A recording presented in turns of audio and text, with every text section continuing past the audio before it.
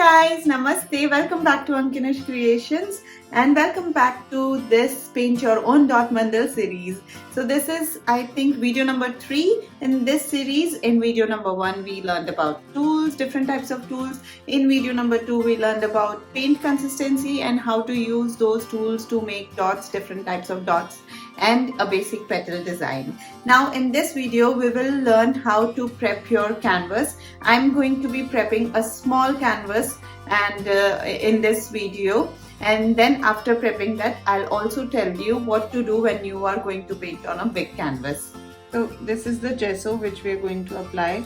Mine is almost empty but we'll work with it right now. I'll just spray a bit of water in it and then use it.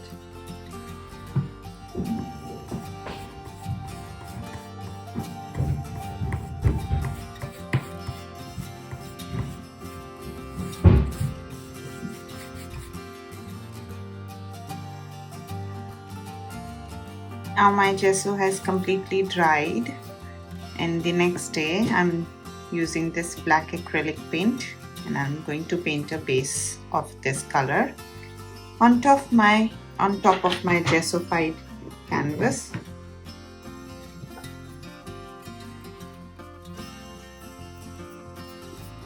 Paint an even layer of base color. Whatever color you choose, I choose black most of the time because on top of black base most of the colors pop very nicely, and I have a lot of option of shades to choose. Then I am not limited to any particular shade. So yeah, if you are doing it for the first time, I would recommend to use a black background, and once you get the hang of it, experiment with different background.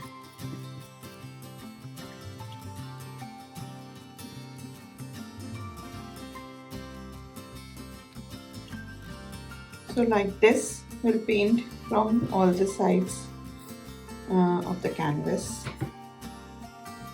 So for this video we used a small canvas to make the video a little bit shorter, because in the next video I am going to do the full dot mandal painting on that canvas, and I wanted to use a small one so that I can finish that painting in a video.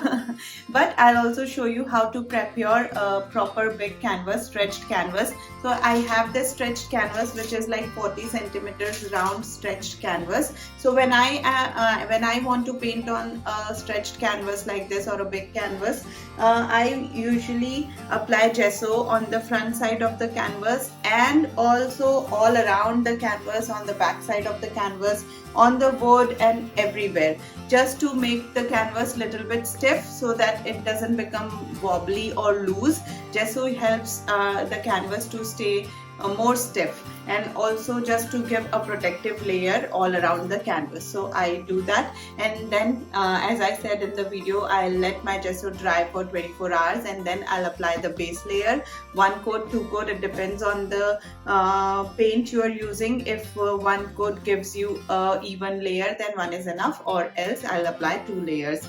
And then I'll also let my base layer dry for 24 hours before doing my dot mandal painting. So yeah, I hope this information was helpful for you. If you have missed part 1, part 2, I'll link them in the description box below. Watch them, start painting dot mandal, and I'll see you soon.